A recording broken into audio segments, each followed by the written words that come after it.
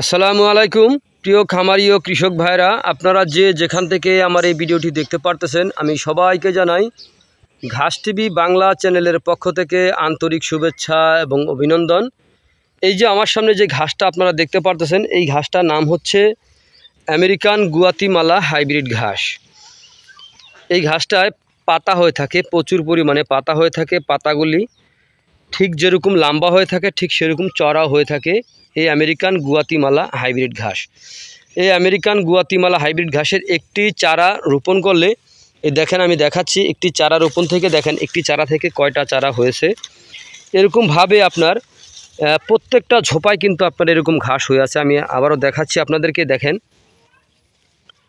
এই এখানে একটি ঝোপ আছে, এই ঝোপটাও আমি দেখাচ্ছি। দেখেন প্রচুর পরিমাণে ঘাস কিন্তু হচ্ছে। এই ঝোপাটা কিন্তু অনেক বেশি বড় হয়েছে। দেখেন এই ঝোপাটা কিন্তু অনেক বেশি বড় হয়েছে। এই দেখেন ঘাস আর ঘাস।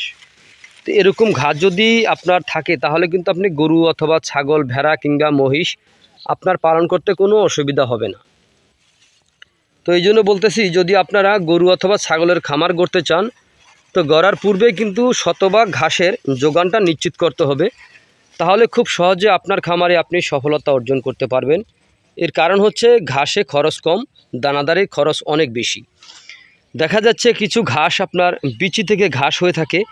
বিচির ঘাস কিন্তু আপনার একবার দুবার কাটার পরে কিন্তু নষ্ট হয়ে যায়। আর এই কাটিং থেকে অথবা চারা থেকে যে ঘাসগুলা হয়ে থাকে হাইব্রিড জাতের ঘাসগুলা, এই ঘাসগুলা কিন্তু আপনার 1 বছর আর 2 বছর না, কমপক্ষে আপনার 5 থেকে 6 বছর পর্যন্ত আপনি কাটবেন আর খাওয়াবেন, এরকমভাবে হইতে থাকে। আর বিচির ঘাস দেখা যায় আপনার একবার দুবার কাটবেন, আবার দেখা যায় জমি চাষ করতে হবে, আবার দেখা যায় জমিতে বীজ রোপণ করতে হবে। আর এটা কিন্তু একবার রোপণ করলেই কিন্তু আপনার 5 থেকে 6 বছর পর্যন্ত আপনি খাওয়াতে পারবেন এই আমেরিকান গুয়াতিমালা হাইব্রিড ঘাস।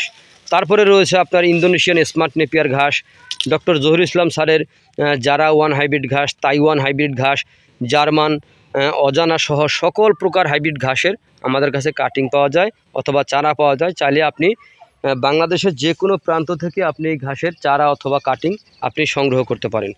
তো প্রিয় বন্ধুরা, আপনারা যে যেখান থেকে আমার এই ভিডিওটি দেখতে পাচ্ছেন, যদি আপনাদের কাছে আমার এই ভিডিওটি ভালো লেগে থাকে তাহলে আমার চ্যানেলটিকে সাবস্ক্রাইব করবেন, বেশি বেশি করে শেয়ার করবেন। তো সকলে ভালো থাকবেন, সুস্থ থাকবেন। আল্লাহ হাফেজ।